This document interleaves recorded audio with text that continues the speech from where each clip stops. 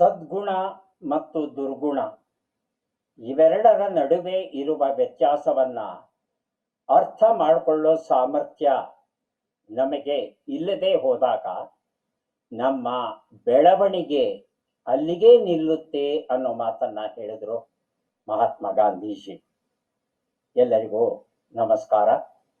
ಥಟ್ ಅಂತ ಹೇಳಿ ಜಾಲ ಕ್ವಿಜ್ ಕಾರ್ಯಕ್ರಮಕ್ಕೆ ತಮಗೆಲ್ಲರಿಗೂ ಸ್ವಾಗತವನ್ನ ಕೋರ್ತಾ ಇದ್ದೇವೆ.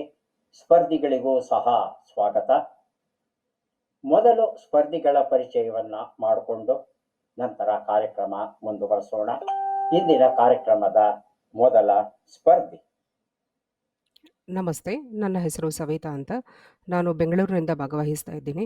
ಬೆಂಗಳೂರಿನ ಜ್ಯೋತಿ ಕೇಂದ್ರೀಯ ವಿದ್ಯಾಲಯ ಕಾಂಪೋಸಿಟ್ PU ಕಾಲೇಜಿನಲ್ಲಿ ಮ್ಯಾಥಮೆಟಿಕ್ಸ್ ಲೆಕ್ಚರರ್ ಆಗಿ ಕೆಲಸ ಮಾಡ್ತಿದ್ದೇನೆ. ನನ್ನ ಹವ್ಯಾಸಗಳು ದಿನಪತ್ರಿಕೆಗಳನ್ನು ಓದುವುದು ಮತ್ತು ಪುಸ್ತಕಗಳನ್ನು ಓದುವುದು. ಸವಿತಾ ಅವರಿಗೆ ಸ್ವಾಗತವನ್ನ ಕೋರ್ತಾ ಇದ್ದೇವೆ. ನಮ್ಮ ಮುಂದಿನ ಸ್ಪರ್ಧಿ. ನಮಸ್ತೆ, ನನ್ನ ಹೆಸರು ಉಷಾ ಅಂತೇಳಿ. ನಾನು ಸರ್ಕಾರಿ ಪ್ರೌಢಶಾಲೆ ತಣಿಸಂದದಲ್ಲಿ ಕೆಲಸವನ್ನ ನಿರ್ವಹಿಸ್ತಾ ಇದ್ದೇನೆ. ನಾನು ಬೆಂಗಳೂರಿನಿಂದ ಭಾಗವಹಿಸ್ತಾ ಇದ್ದೇನೆ. ನನ್ನ ಹವ್ಯಾಸಗಳು ಪುಸ್ತಕಗಳನ್ನು ಓದುವುದು ಹಾಗೂ ಹಳೆಯ ಚಿತ್ರಗೀತೆಗಳನ್ನು ಕೇಳುವುದು. ಉಷಾ ಅವರಿಗೆ ಸ್ವಾಗತವನ್ನ ಕೋರ್ತಾ ಇದ್ದೇವೆ.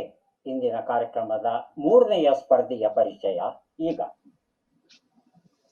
ನಮಸ್ತೆ, ನಾನು ಶೋಭಾ ಅಂತ ಹೇಳ್ಬಿಟ್ಟು ಐತಿಹಾಸಿಕ ನಗರಿ ಹಂಪೆ ಪಕ್ಕದ ಹೊಸಪೇಟೆಯಿಂದ ಭಾಗವಹಿಸ್ತಾ ಇದ್ದೀನಿ. ನಾನು ಹೊಸಪೇಟೆಯ SUVN ಥಿಯೋಸಫಿಕಲ್ ಮಹಿಳಾ ಪದವಿ ಕಾಲೇಜಿನಲ್ಲಿ ಕನ್ನಡ ಉಪನ್ಯಾಸಕಿಯಾಗಿ ಕೆಲಸವನ್ನ ನಿರ್ವಹಿಸ್ತಾ ಇದ್ದೀನಿ. ನನ್ನ ಹವ್ಯಾಸಗಳು ಅಂದ್ರೆ ಓದುವುದು, ಬರೆಯುವುದು, ಕವನವನ್ನ ಬರೆಯೋದು, ಕತೆ ಬರೆಯೋದು, ಲೇಖನಗಳನ್ನ ಬರೆಯೋದು. ತುಂಬಾ ಸಂತೋಷ ಶೋಭಾ ಅವರೇ. ಕಾರ್ಯಕ್ರಮಕ್ಕೆ ಸ್ವಾಗತವನ್ನ ಕೋರ್ತಾ ಇದ್ದೇವೆ ತಮಗೆ. ಮೂವರು ಸಿದ್ಧವಾಗಿದ್ದೀರಿ ಅಂದ್ರೆ ಕಾರ್ಯಕ್ರಮ ಆರಂಭಿಸೋಣ. ಮೊದಲಿಗೆ ನಿಯಮಗಳನ್ನ ಒಮ್ಮೆ ನೋಡಿಬಿಡೋಣ. ಒಟ್ಟು 12 ಪ್ರಶ್ನೆಗಳು. ಪ್ರತಿ ಸರಿ ಉತ್ತರಕ್ಕೆ ಒಂದು ಪುಸ್ತಕ ಬಹುಮಾನ. ಆಯ್ಕೆಗಳು ಬರುವ ಮೊದಲೇ ಸರಿ ಉತ್ತರವನ್ನ ನೀಡಿದ್ರೆ 2 ಪುಸ್ತಕಗಳು ಬಹುಮಾನವಾಗಿ ದೊರೆಯುತ್ತೆ.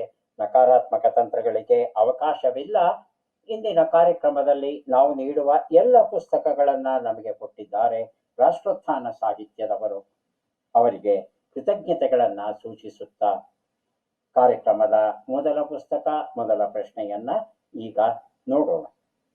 ಮೊದಲ ಪುಸ್ತಕ ಆದಿಕವಿ ವಾಲ್ಮೀಕಿಯ ಕಥನ ಶೈಲಿ. LV ಶಾಂತಕುಮಾರಿ ಬರೆದಂತ ಪುಸ್ತಕ ಇದು. ನಮ್ಮ ಮೊದಲ ಪ್ರಶ್ನೆ ಸವಿತಾ ಅವರಿಗೆ ಬರ್ತಾ ಇದೆ. Reserve bank of India bank ನೋಟುಗಳ ಸ್ವಯಂಚಾಲಿತ ಸಂಸ್ಕರಣಾ ಕೇಂದ್ರವನ್ನ ಯಾವ ನಗರದಲ್ಲಿ ಆರಂಭಿಸಲು ನಿರ್ಧರಿಸಿದೆ? ಆಯ್ಕೆಗಳನ್ನ ನೋಡೋಣ. ಆಯ್ಕೆಗಳು ಮುಂಬೈ, ಪುಣೆ, ಬೆಂಗಳೂರು, ಜೈಪುರ.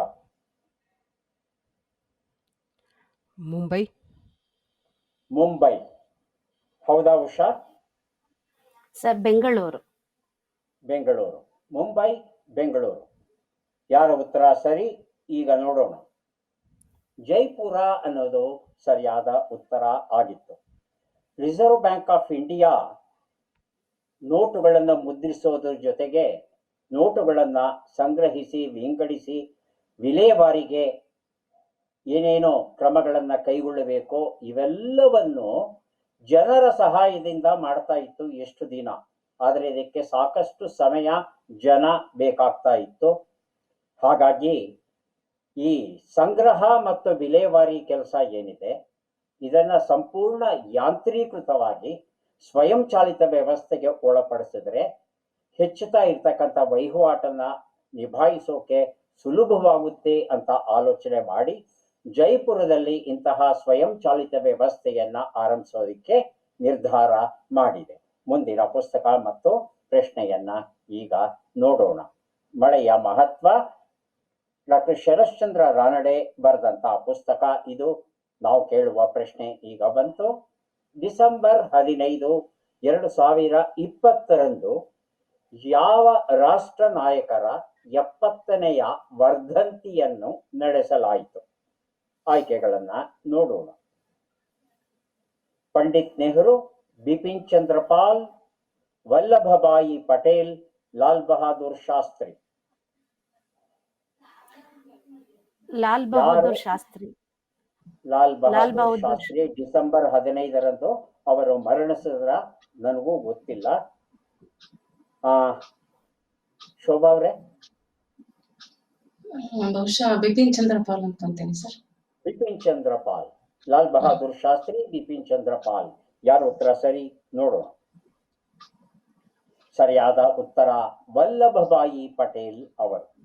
ಭಾರತದ ಉಕ್ಕಿನ ಮನುಷ್ಯ ಈ ರೀತಿಯಾದ ಹೆಸರನ್ನ ಗಳಿಸಿದವರು. ಭಾರತೀಯ ಸಂಸ್ಥಾನಗಳನ್ನೆಲ್ಲ ಭಾರತ ದೇಶದ ಒಕ್ಕೂಟದಲ್ಲಿ ವಿಲೀನವಾಗುವುದಕ್ಕೆ ಕಾರಣವಾದಂಥ ಮಹಾನ್ ನಾಯಕರು. ಭಾರತ ದೇಶದ ಉಪ ಪ್ರಧಾನ ಮಂತ್ರಿಗಳಾಗಿಯೂ ಸಹ ಅವರು ಕೆಲಸವನ್ನ ನಿರ್ವಹಿಸಿದ್ರು. ಅವರು ಮರಣಿಸಿ 70 ವರ್ಷಗಳು ಆಯಿತು, ಡಿಸೆಂಬರ್ 15, 2020ಕ್ಕೆ. ಮುಂದಿನ ಪುಸ್ತಕ ಮತ್ತು ಪ್ರಶ್ನೆ ಶೋಭಾ ಅವರಿಗೆ. ಶೋಭಾ, ಕೆಲವು ಇತಿಹಾಸ ಪರ್ವಗಳು ಎನ್ನುವ ಪುಸ್ತಕವನ್ನ ತಮ್ಮ ಕೊಡ್ತಾ ಇದ್ದೇವೆ. ಎಸ್.ಆರ್. ರಾಮಸ್ವಾಮಿ ಈ ಪುಸ್ತಕವನ್ನ ಬರೆದಿದ್ದಾರೆ. ಪ್ರಶ್ನೆ, ಭಾರತವು ಯಾವ 2 ದೇಶಗಳ ಜೊತೆಯಲ್ಲಿ ಚಾಬಹಾರ್ ಬಂದರನ್ನು ಉಪಯೋಗಿಸುವ ಬಗ್ಗೆ ಮಾತುಕತೆಯನ್ನ ನಡೆಸಿತು? ಆಯ್ಕೆಗಳನ್ನ ನೋಡೋಣ. Bharat, Iran, Afghanistan, Bharat, Iran, Turkmenistan, Bharat, Iran, Uzbekistan, Bharat, Iraq, Iran. Bharat, Iraq, Iran ಅಂತಂತೇನೆ sir. Bharat, Iraq, Iran. Iran. ಹೌದಾ? ಸರಿತಾ ಅವ್ರು ಏನಾದರೂ ಉತ್ತರ ಕೊಡಬಹುದಾ? ಅದೇ ಉತ್ತರ sir. Bharat, Iraq, Iran. Bharat, Iraq, Iran. Iraq, Iran. ಉತ್ತರವನ್ನ ನೋಡೋಣ. ಭಾರತ, ಇರಾನ್, ಉಜ್ಬೇಕಿಸ್ತಾನ್ ಅನ್ನೋದು ಸರಿಯಾದ ಉತ್ತರ. ಈ ಚಾಬಹಾರ್ ಬಂದರು ಏನಿದೆ ಇದು ಇರಾನ್ ದೇಶದಲ್ಲಿದೆ. ಈ ಬಂದರನ್ನ ಅಭಿವೃದ್ಧಿ ಪಡಿಸೋದಿಕ್ಕೆ ಭಾರತ ಸಹಾಯ ಮಾಡಿದೆ. ಯಾಕಂದ್ರೆ ಮಧ್ಯಪ್ರಾಚ್ಯದಲ್ಲಿ ಭಾರತ ದೇಶಕ್ಕೆ ಒಂದು ನೆಲೆ ಇದ್ರೆ ಒಳ್ಳೇದು ಅಂತ ರಾಜತಾಂತ್ರಿಕರು ಯೋಚನೆ ಮಾಡಿರೋ ಕಾರಣ ಇಲ್ಲಿ ಈ ಬಂದರನ್ನ ಅಭಿವೃದ್ಧಿ ಪಡಿಸಿದ್ದಾರೆ. ಡಿಸೆಂಬರ್ 14, 2020ರಂದು ಈ 3 ದೇಶಗಳ ನಡುವೆ ಹೇಗೆ ಈ ಬಂದರಿನ ಸೌಲಭ್ಯವನ್ನ 3 ದೇಶಗಳು ಬಳಸ್ಕೋಬಹುದು ಅನ್ನೋದ್ರ ಬಗ್ಗೆ ಮಾತುಕತೆ ನಡೀತಾ ಇತ್ತು. ಓಮನ್ ಕೊಲ್ಲಿಯಲ್ಲಿ ಬರುತ್ತೆ. ಇರಾನಿನ ದಕ್ಷಿಣಕ್ಕಿರುವ ಒಂದು ದ್ವೀಪ ಬಂದರು ಇದು. ಐಲ್ಯಾಂಡ್ ಪೋರ್ಟ್ ಅಂತ ಹೇಳ್ತೇವೆ. ಈ ಪ್ರದೇಶ ನಮಗೆ ತೀರಾ ಹೊಸದೇನಲ್ಲ. ಕನಿಷ್ಠ 2500 ವರ್ಷಗಳಿಂದ ಈ ಚಾಬಹಾರ್ ದ್ವೀಪ ಏನಿದೆ ಅದು ನಮಗೆ ಭಾರತೀಯರಿಗೆ ತುಂಬಾ ಪರಿಚಿತವಾದದ್ದು. ಯಾಕಂದ್ರೆ ಭಾರತ ತನ್ನ ಸಮುದ್ರ ವ್ಯಾಪಾರವನ್ನ ನಡೆಸ್ತಾ ಇದ್ದಿದ್ದು ಸಿಂಧೂ ಸರಸ್ವತಿಯ ಕಾಲದಿಂದಲೂ ಈ ದ್ವೀಪದ ಮೂಲಕವೇ. ಹಾಗಾಗಿ ಚಾಬಹಾರ್ ಜೊತೆ ನಮ್ಮ ಸಂಬಂಧ ಏನಿತ್ತು ಅದು ಒಂದು ಲೆಕ್ಕದಲ್ಲಿ ನವೀಕರಣಕ್ಕೆ ಒಳಗಾಗಿದೆ. ಮುಂದಿನ ಪುಸ್ತಕ ಮತ್ತು ಪ್ರಶ್ನೆಯನ್ನ ಈಗ ನೋಡೋಣ. ಗಂಡ ಹೆಂಡತಿ ಹನಿಗವನಗಳ ಕೃತಿ ಈಗ ಕೊಡ್ತಾ ಇದ್ದೇವೆ. ನಮ್ಮ ಪ್ರಶ್ನೆ ಬಂದಿದೆ ಸವಿತಾ ಅವರಿಗೆ. ಈ ಚಿತ್ರದಲ್ಲಿ ಇರುವವರನ್ನ ಗುರುತಿಸಿ. ಚಿತ್ರವನ್ನ ನೋಡೋಣ.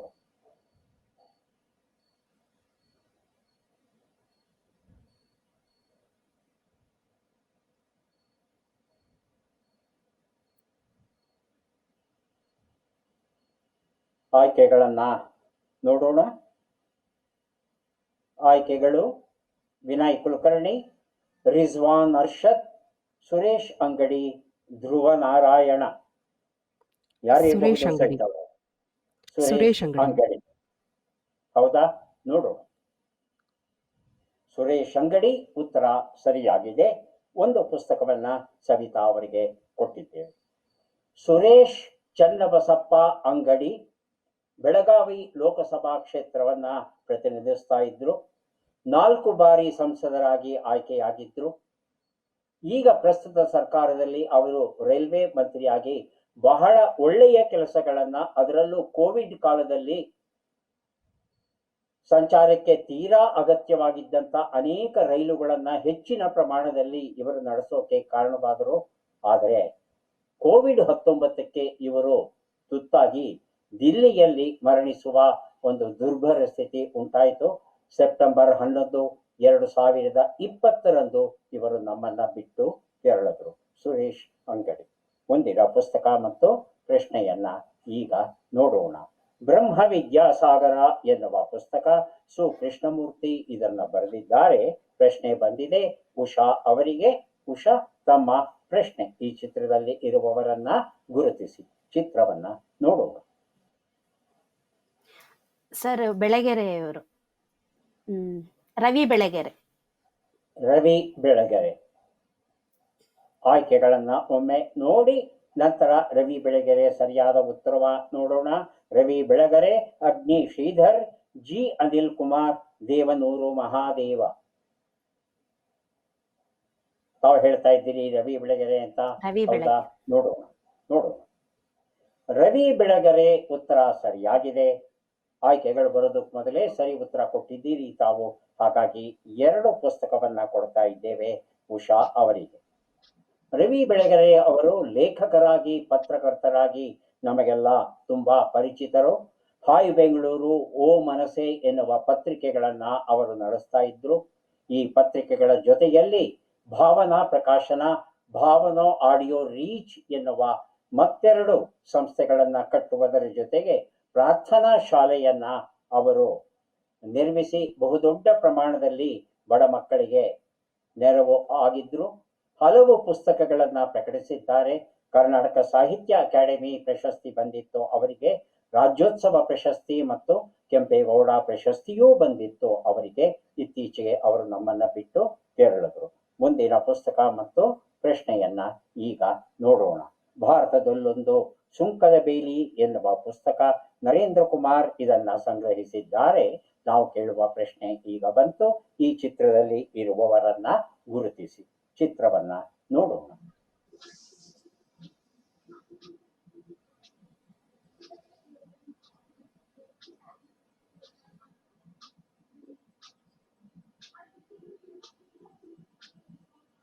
ಆಯ್ಕೆಗಳನ್ನ ನೋಡೋಣ. ಆಯ್ಕೆಗಳು: ರಾಮಸ್ವಾಮಿ ವೆಂಕಟರಾಮನ್, ಶಂಕರ್ ದಯಾಳ್ ಶರ್ಮಾ, KR ನಾರಾಯಣನ್, ಪ್ರಣಬ್ ಮುಖರ್ಜಿ. ಪ್ರಣಬ್ ಮುಖರ್ಜಿ ಸರ್. ಪ್ರಣಬ್ ಮುಖರ್ಜಿ ಸರಿಯಾದ ಉತ್ತರವ ನೋಡೋಣ. ಭಾರತ ರತ್ನ ಪ್ರಣಬ್ ಮುಖರ್ಜಿ ಅವರು ಭಾರತ ದೇಶದ 13ನೆಯ ರಾಷ್ಟ್ರಪತಿಗಳು ಆಗಿದ್ರು. 5 ದಶಕಗಳ ಕಾಲ ಇವರು ಭಾರತೀಯ ರಾಜಕಾರಣದಲ್ಲಿ ಇದ್ರು. ಕೇವಲ ರಾಜಕಾರಣದಲ್ಲಿ ಮಾತ್ರ ಅವರಿಗೆ ಆಸಕ್ತಿ ಇರಲಿಲ್ಲ. ಸೊಗಸಾದ ಲೇಖಕರು ಆಗಿದ್ರು. ಬಹಳ ಮುಖ್ಯವಾದ 9 ಪುಸ್ತಕಗಳನ್ನ ಅವರು ಬರೆದಿದ್ದಾರೆ. ಸ್ನಾನದ ಕೋಣೆಯಲ್ಲಿ ಕಾಲು ಜಾರಿ ಕೆಳಕ್ಕೆ ಬಿದ್ದದ್ದೇ ಒಂದು ನೆಪ ಆಯಿತು. ಇದೇ ನೆಪದಲ್ಲಿ ಅವರು ಮರಣವನ್ನ ಹೊಂದುತ್ತಾರೆ.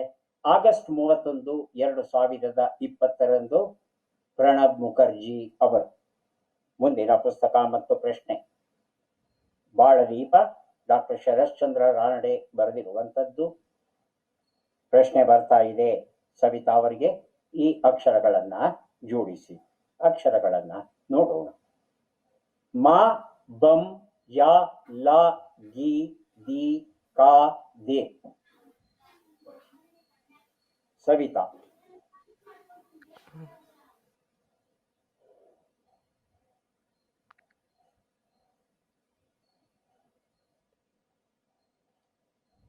ಕಾದಿದೆ.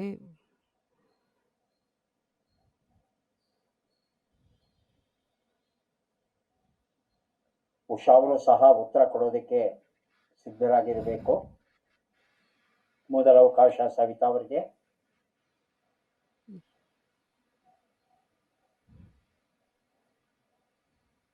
ಸವಿತಾ ಗೊತ್ತಾಗ್ತಾ ಇಲ್ವಾ? ಗೊತ್ತಾಗ್ತದೆ. ಉಷಾ ಅವರನ್ನ ಕೇಳಬಹುದು ಅಂತ ತಾವು ಹೇಳಿದ್ರೆ ಕೇಳ್ತೇನೆ ಅವರನ್ನ. ಕೇಳ್ಬೋದು ಸರ್. ಉಷಾ ಅವರೇ, ತಮಗೆ ಗೊತ್ತಾಗಿದ್ರೆ ಉತ್ತರ ಹೇಳ್ಬೋದು. ಸರ್ ಮಾಗಿಯ ಕಾಲ. ಮಾಗಿಯ ಕಾಲ ಬಂದಿದೆ. ಮಾಗಿಯ ಕಾಲ ಬಂದಿದೆ. ಬಂದಿದೆ. ಮಾಗಿಯ ಕಾಲ ಬಂದಿದೆ. ನಿಜಕ್ಕೂ ಬಂದಿದೆಯಾ? ನೋಡೋಣ. ಮಾಗಿಯ ಕಾಲ ಬಂದಿದೆ ಉತ್ತರ ಸರಿಯಾಗಿದೆ. ಈ ಉತ್ತರವನ್ನ ಕೊಟ್ಟವರು ಉಷಾ ಅವರು. ಉಷಾ ಅವರಿಗೆ ಒಂದು ಪುಸ್ತಕವನ್ನ ಕೊಡ್ತಾ ಇದ್ದೇವೆ. ಮುಂದಿನ ಪುಸ್ತಕ ಮತ್ತು ಪ್ರಶ್ನೆ ಉಷಾ ಅವರಿಗೆ ಬರ್ತಾ ಇದೆ. ಅಂಗರಾಗ ಎನ್ನುವ ಕವನ ಸಂಕಲನದ ಕೃತಿ ಇದು. ಉಷಾ ನರಸಿಂಹನ್ ಇದನ್ನ ಬರೆದಿದ್ದಾರೆ. ನಮ್ಮ ಪ್ರಶ್ನೆ, ಈ ಅಕ್ಷರಗಳನ್ನ ಜೋಡಿಸಿ. ಅಕ್ಷರಗಳು ನು, ಮು, ಳ, ಯ, ರ, ಸೋ, ದಿ, ಲಿ.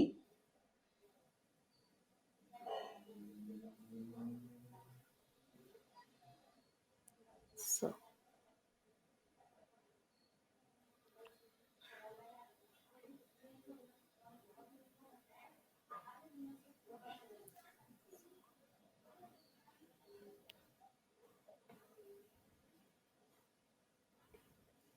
ಉಷಾ ಅವರೇ ಸರ್ ಗೊತ್ತಾಗ್ತಾ ಇಲ್ವಾ? ಒಂದೇ ನಿಮಿಷ ಸರ್. ಶೋಭಾ ಅವರು ಸಹ ಉತ್ತರ ಕೊಡೋದಕ್ಕೆ ಸಿದ್ಧತೆ ನಡೆಸಬಹುದು. ಸೋಣ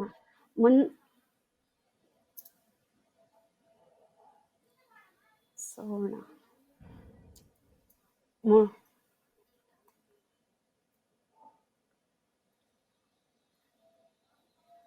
ಶೋಭಾ ಅವರೇ, ತಮಗೆ ಉತ್ತರ ಗೊತ್ತಾಗಿದ್ರೆ ದಯವಿಟ್ಟು ಉತ್ತರವನ್ನ ಕೊಡಿ. ಹೇಳ ಸರ್. ಹಾ, ಹೇಳಿಮ್ಮ. ಮುರಳಿ ನುಡಿಸೋಣ. 8 ಅಕ್ಷರ ಬೇಕಮ್ಮ ನಮ್ಗೆ. 7 ಬೇಡ, 8.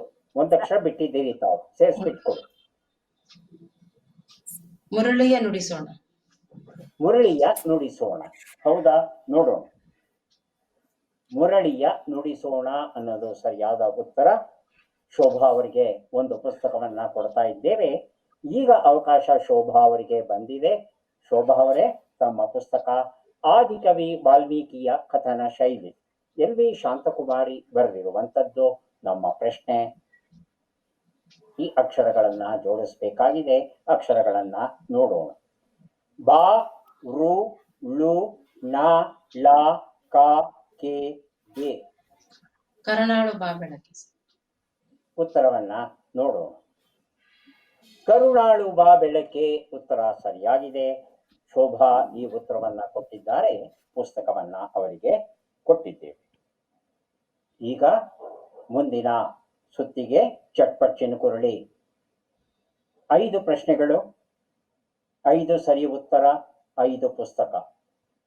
ಪ್ರತಿಯೊಬ್ಬ ಸ್ಪರ್ಧಿಗೂ 5 ಪುಸ್ತಕಗಳನ್ನ ಗೆಲ್ಲುವ ಅವಕಾಶ. ಮೊದಲ ಅವಕಾಶ ಸವಿತಾ ಅವರಿಗೆ.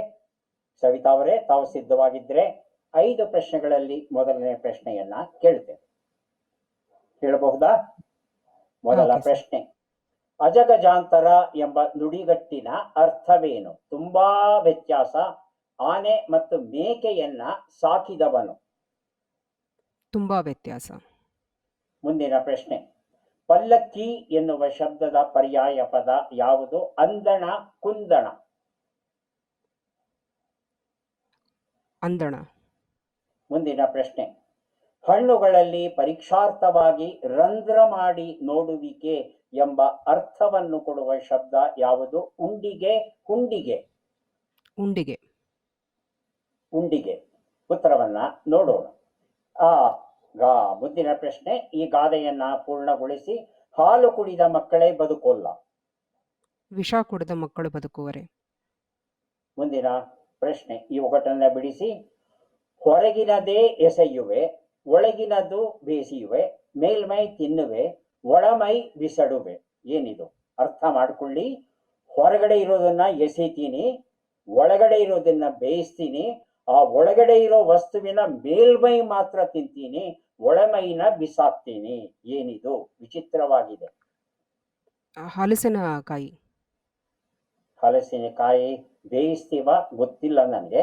ಹಲಸಿನ ಬೀಜ ಬೇಯಿಸಿ ತಿನ್ನೋದಂತೂ ಉಂಟು, ಆದ್ರೆ ಒಳಗಿನದು ಬಿಸಾಕೋಲ್ಲ. ಗೊತ್ತಿಲ್ಲ, ಗೊಂದಲ ಆಗ್ತಾ ಇದೆ. ಉತ್ತರವನ್ನ ನೋಡ್ತಾ ಹೋಗೋಣ.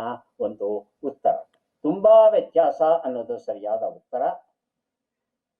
ಅಂದಣ ಅನ್ನೋದು ಸರಿಯಾದ ಉತ್ತರ. 3ನೇ ಪ್ರಶ್ನೆಗೆ ಉತ್ತರವನ್ನ ಈಗ ನೋಡೋಣ. ಉಂಡಿಗೆ ಅನ್ನೋದು ಸರಿಯಾದ ಉತ್ತರ. ಹಾಗೂ 4ನೇ ಪ್ರಶ್ನೆಗೆ ಉತ್ತರ, ಇನ್ನು ವಿಷ ಕುಡಿದ ಮಕ್ಕಳು ಬದುಕುತ್ತಾರೆಯೇ ಸರಿಯಾದ ಉತ್ತರ ಕೊಟ್ಟಿದ್ದೀರಿ.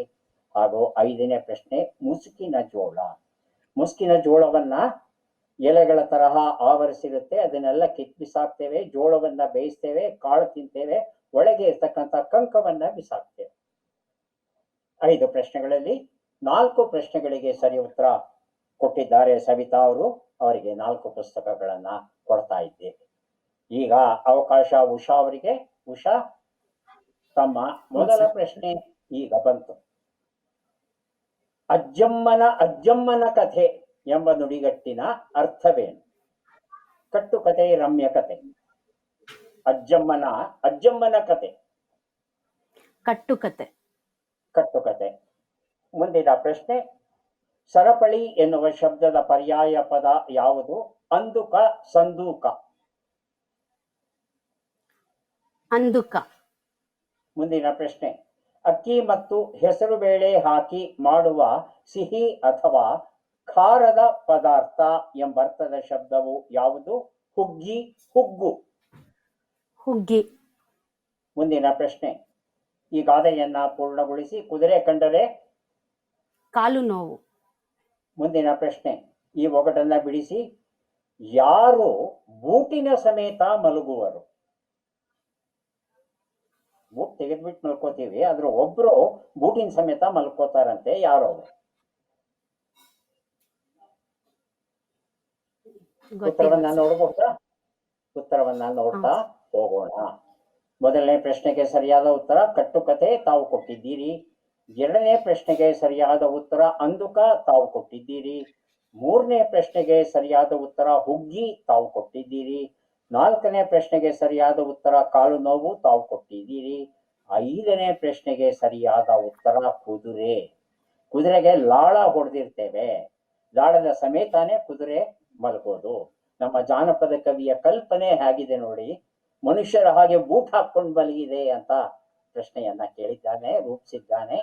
5 ಪ್ರಶ್ನೆಗಳಲ್ಲಿ 4 ಪ್ರಶ್ನೆಗಳಿಗೆ ಸರಿಯಾದ ಉತ್ತರ ಕೊಟ್ಟಿದ್ದಾರೆ ಉಷಾ ಅವರು.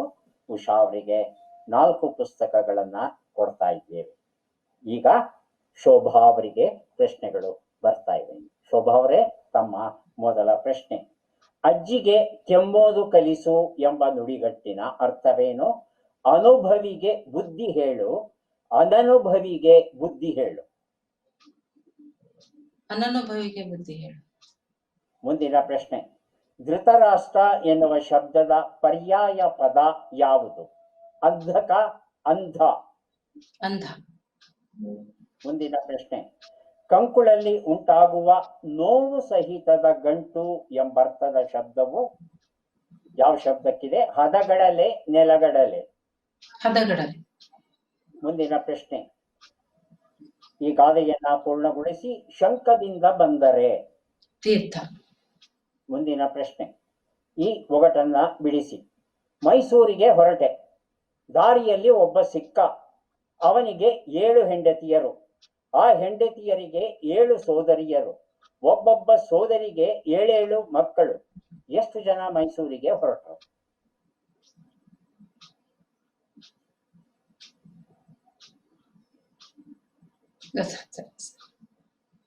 ಗೊತ್ತಾಗ್ತಾ ಇಲ್ವಾ?